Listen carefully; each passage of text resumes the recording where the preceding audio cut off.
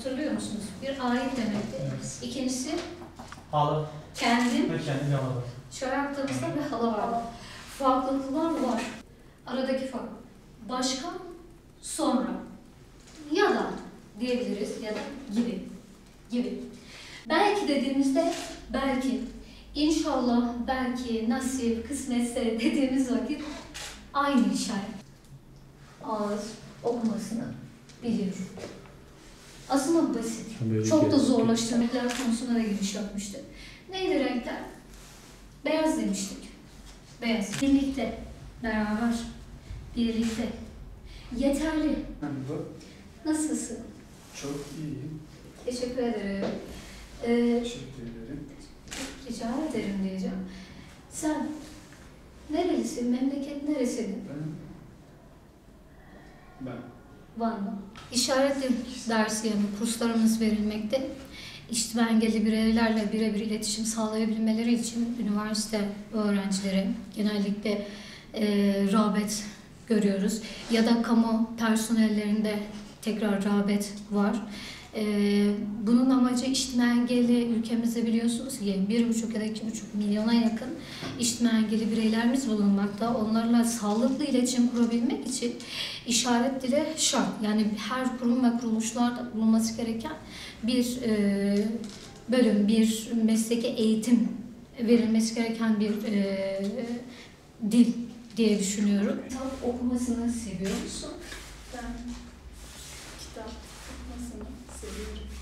Peki roman mı seviyorsun sen? Roman seviyorum. Buraya işaret dili için geldim. Çevremde, ailemde işitme engeli olan bireylerimiz var. İşte onlarla daha rahat konuşmak için buraya başvurdum. Öğrenebildiniz mi? Yani öğrenebildim az çok. Öğreneceğim inşallah. Sen de hocana bak öyle konuşuyorsun. Sen mutlu oldun mu?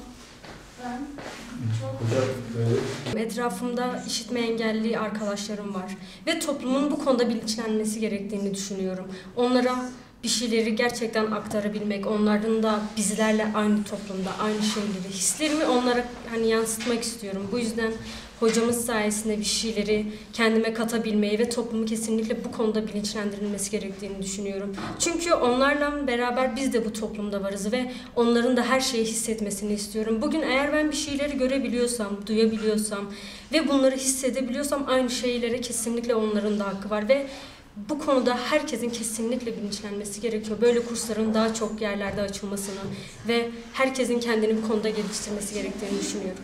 duyma engelli arkadaşım yok. Sen neden buradasın? Ben duyma, konuşamama, eğitimli İşaret diliyle kendi yazdıklarımı, kendi hissettiklerimi onlara birebir aktarmayı düşünüyorum ben. Yani her zaman bir şiir olsun, bir öykü olsun, örnek veriyorum roman olsun, bunları bütün yazarların da yapmasının taraftarıyım açıkçası. Çünkü sadece duyan, konuşabilenlerin aktarımı değildir bir şiir, his işidir. Veyahut roman, insanın öyküsünden, başından geçenlerin her şeyi anlatabilme olanağının olması lazım. birazcık daha elleri kaldı. İyi hocam. Beşiktaş mı?